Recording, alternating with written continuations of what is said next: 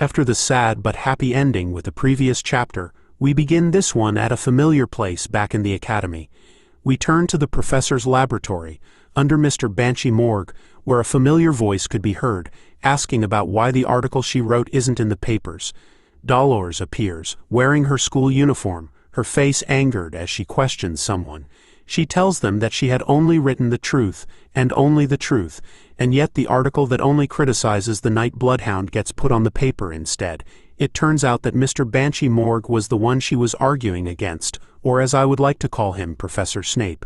Hearing her concerns, he simply questions the saintus if she was really asking because she didn't know the true reason why her article couldn't be placed in the papers. He takes it out on the table and points out to her that what she wrote was particularly aggressive against a certain organization. Hence, the Academy chooses to be politically neutral. The article was written with the words, "Are the Night Bloodhound attacks truly unwarranted? The darkness behind the Holy Quo Vadis household." She shouts back at the Harry Potter character imposter, telling him that she had simply written the truth as it was. But Professor Snape shakes his head, reminding her about how her own father, Cardinal Humbert, had denied all these accusations, and that the leaders who are on the exemption list also claimed that all of these facts she wrote about them were false. Feeling trapped by his words, the saintus tries to argue that she had the records from the exemption lists that the Night Bloodhound had given to her previously, but all the professor could see was a list whose source hasn't been verified, so they didn't know if it was truly real. Hearing the way he kept trying to knock her down, Dolores finally questions Professor Snape about why he supports the Quo Vadis family so much, even asking him if there was someone else pressuring him to do so. Her words seemed to hit the target as the professor fell into a deep silence. His eyes were lost as he thought about her words deeply. Pausing from his seat, Professor Snape reveals that there was no need to lie to her anymore, and reveals that he had been asked to set the focus of the recent paper on highlighting the terrible actions of the Night Bloodhound. Even the headmaster of the academy was quite baffled by this request. Dolores couldn't understand it, asking the professor if her father, Cardinal Humbert, was really that powerful, that he could even give the headmaster enough trouble to be bothered by it. Professor Snape smirks at that thought, telling her if it was just her father, then he himself would be enough to stop him.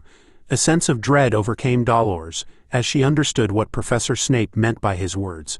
She knew that there was only one person who outranks Cardinal Humbert in the Quo Vadis family, and that was the Pope, the ultimate leader of the Church and the person closest to God. Thinking about it, she knew that even if all others were to fall into darkness, the Pope alone would remain pure of heart and righteous. But there have been rumors going around that say that the Pope's judgment has been clouded as a result of his age, which might allow Cardinal Humbert to use it to his advantage, controlling him to do what he wants instead. Pushing that aside, Professor Snape reminds her that her article is not fit to be put in the newspaper, as the article she wrote suggests that it is in support of the Night Bloodhound's actions. He even tells her to keep in mind that the Night Bloodhound is a criminal, someone who has been committing crimes lately. Keeping her words back, Dolores knew that the Night Bloodhound isn't a bad person. The ones that are truly evil are the Quo Vadis members and the demons that reside within them.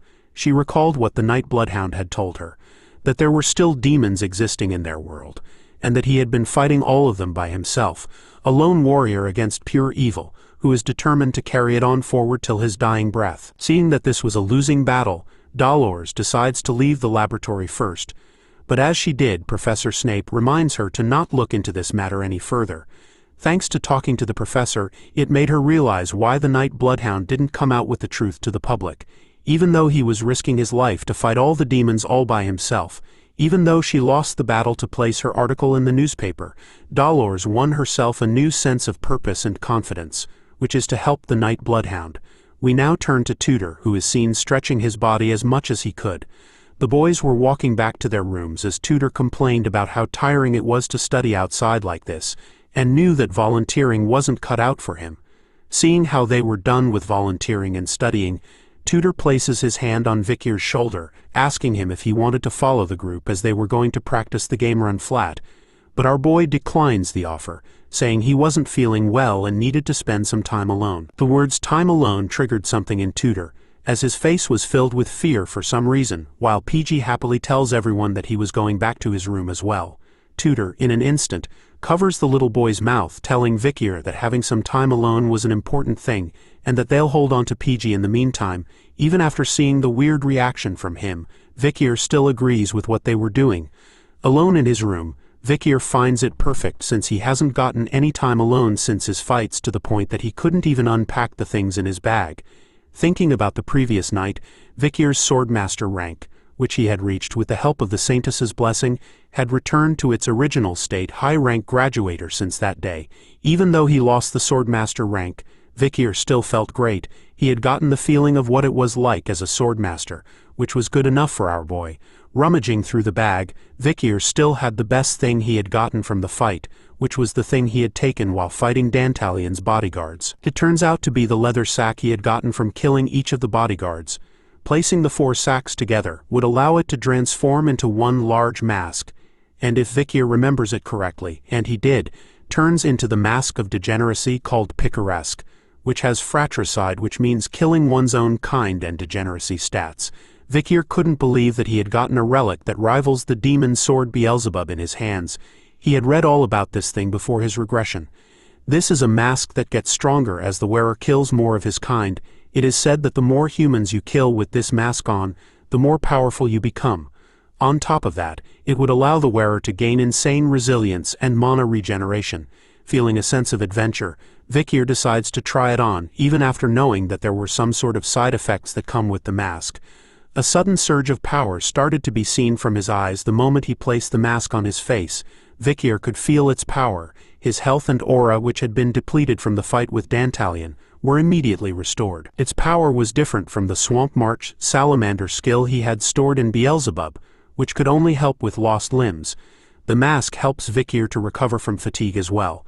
But something weird was going on. Looking around where he was, our boy felt that something was off about his situation. Taking a look at the table and bag from before, he started to wonder why everything in his eyes started to look bigger. Not only that, everything he sees so far is in white and black, no colors.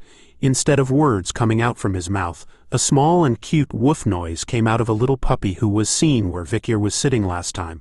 Our boy realized it. He had turned into a dog and guessed that this was the side effect from the mask. I mean, it makes sense. He comes from the Baskerville family, which is filled with people having dog names in their own names. Feeling the panic and trouble in his situation, our boy started to run around in circles, in dog form, thinking about how bad it was going to be if he can't return back to normal. He needed to get the mask off his face somehow. As soon as he thought about how to get the mask off his face, it came out on its own, reverting Vikir back into human form as he stood naked as the day he was born inside his room. As part of the fan service, I'll let you guys stare at this specimen for a few more seconds. After removing the mask from his face, Vikir was glad to discover that it comes off his face when he thinks that he wants it removed. Looking at it as it laid on the ground, the side effect of being turned into a dog when he wanted was now a perk to Vikir. Thankfully, in the academy, there was no rule saying that students couldn't keep animals in the dorms, so this perk could help him in sneaking around without suspicion. But as he was thinking about how to use the side effect to his advantage, a cracking sound could be heard. Vikir could sense it coming from the bag, grabbing his attention. He takes out the Madame Eight Legs egg, which is now cracked. Seeing that it was cracking, Vikir recalled how the egg had moved back then. It was a sign that it was about to hatch. Knowing about Madame Eight Legs, who is a high-ranking monster that Vikir almost died multiple times to while fighting against it, he knew that even the ancient demons that command hell didn't want to fight against this queen, so they decided to give her a place to live in the depths instead. And yet, in his hand, the descendant of that monstrous queen was about to hatch. As soon as he thought of it hatching, a little spider came out from the egg, barking out sounds like a dog for some reason. Vikir stares at it, and couldn't believe that this little cotton ball is the madam's descendant, and was confused on why it was barking at him.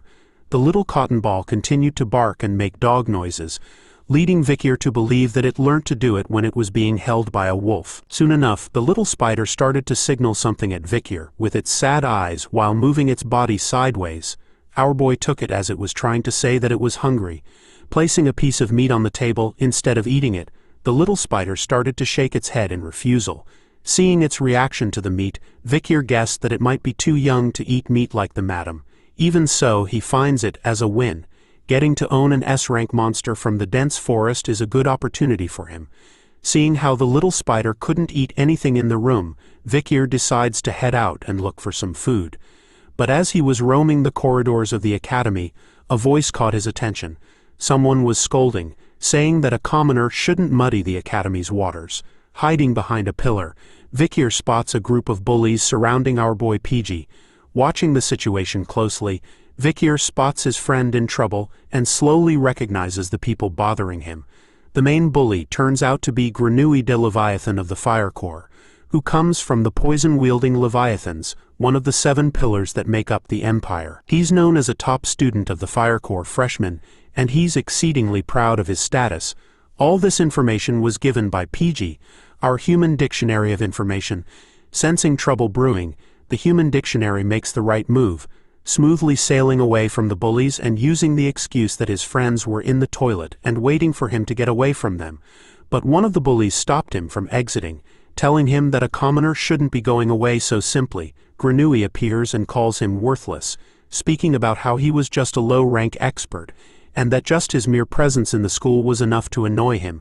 He also finds it an insult that someone like him, a member of the 7 great families of the Empire, has to walk in the same halls as a commoner low-born peasant like PG. With a disgusted and arrogant look on his face, the main bully declares to PG that he didn't belong in the academy, and that he should leave it immediately. He even goes as far to say that the people PG hangs out with were probably at the same pathetic level as he was. Hearing those words, something awakens in the timid young boy, his eyes filled with a profound sense of rage as he grabs Grenouille by the collar, startling the bully, as he didn't expect this from a mere commoner. With fury in his words, PG holds him up, telling the bully not to insult his friends as he did before. Feeling more annoyed than ever, Grenouille wonders what PG was going to do about them, and turns to the others, ordering them to make a mess of our boy. Immediately taking on the orders, one of the bullies goes straight for a punch to PG's face, who could only close his eyes as the incoming fist was coming for him. But as he waited for the fist to hit his face, nothing seemed to happen, so he slowly opened his eyes to see what was going on. Tudor had appeared in front of him, holding the bully's fist in one of his hands while asking PG if he was all right. Soon enough, a muscular hand filled with veins appears and grabs the top of the other bully, who could feel it, as a sweat drop appears on the side of his face. Sancho appears as well, with red glowing demonic eyes. He grips the head of the bully tightly, causing him to scream in pain while telling them that if they wanted a fight, then they had chosen the wrong person. PG couldn't believe that Tudor and Sancho were here to save him, and after turning around, he could see that even Vikir had appeared to help him out. Grenouille was annoyed to see Tudor La Mancha Don Quixote intervening in his plans as the bullies were regrouping themselves. Tudor, Sancho and Vikir had gathered onto PG's side as well. They found it weird that their little boy was taking too long, and didn't expect to find him in this situation. All 3 of the Gigachads were now officially pissed off, knowing that there was someone in the academy that dared to lay their hands on their precious companion. Thanks for watching the latest part from the voice of Manhwa. Subscribe for more content and don't forget to comment below what you want to see in the future. Like and share for more.